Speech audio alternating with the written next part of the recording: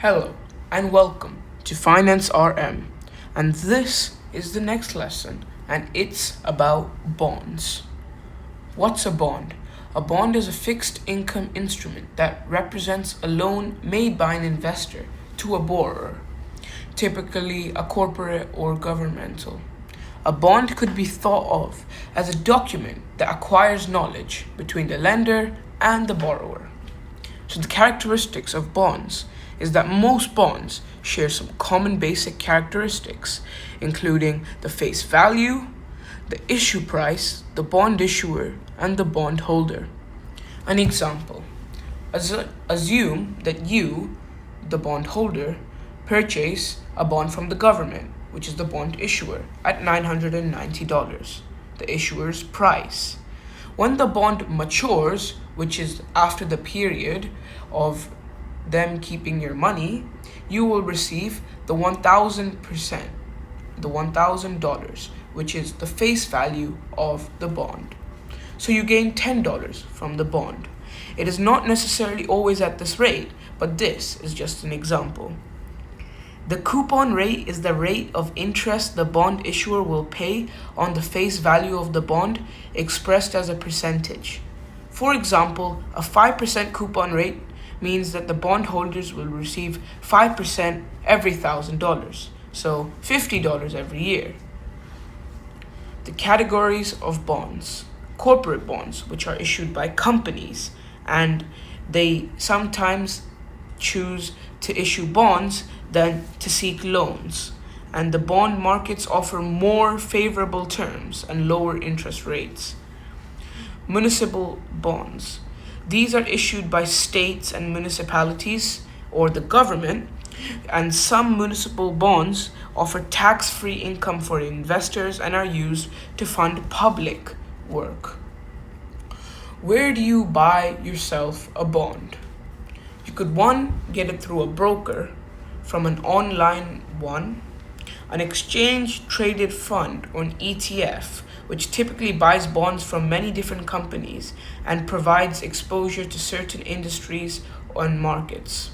Or you could get it directly from the government, as the governments have set up programs on websites where you can just directly buy bonds without having to pay a fee to a broker or any other third party. Did you know that you can also trade bonds? They can also be sold initially and to other investors after they've been issued.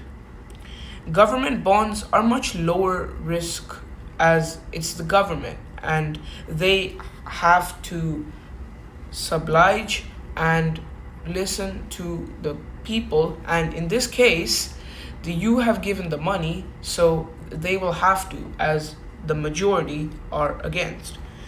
Corporate bonds are higher because they have a chance to have lower returns or even possibly no returns, as well as they could try be a scam.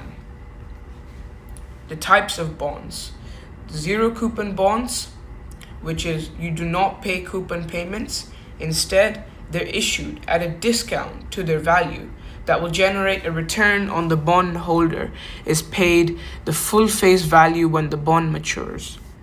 The US Treasury bills a full zero coupon bond. Convertible bonds, which are debt instruments with an embedded option, this allows them to change things at certain conditions. And inflation linked bonds, which is inflation linked.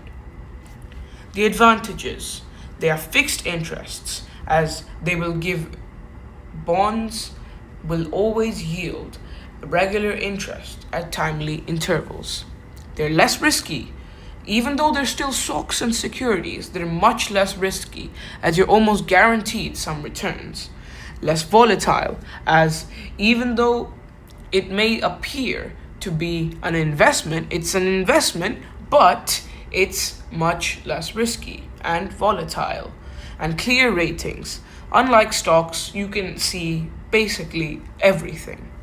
The disadvantages: as they don't provide very large returns and are usually quite low, you need a large investment for bonds, which you may consider at that rate into going into real estate, as it is also less liquid since you have to get the money from someone and they have a high face value, they'll be less liquid. Thank you, and remember to be smart, stay smart, and remember your financial goals.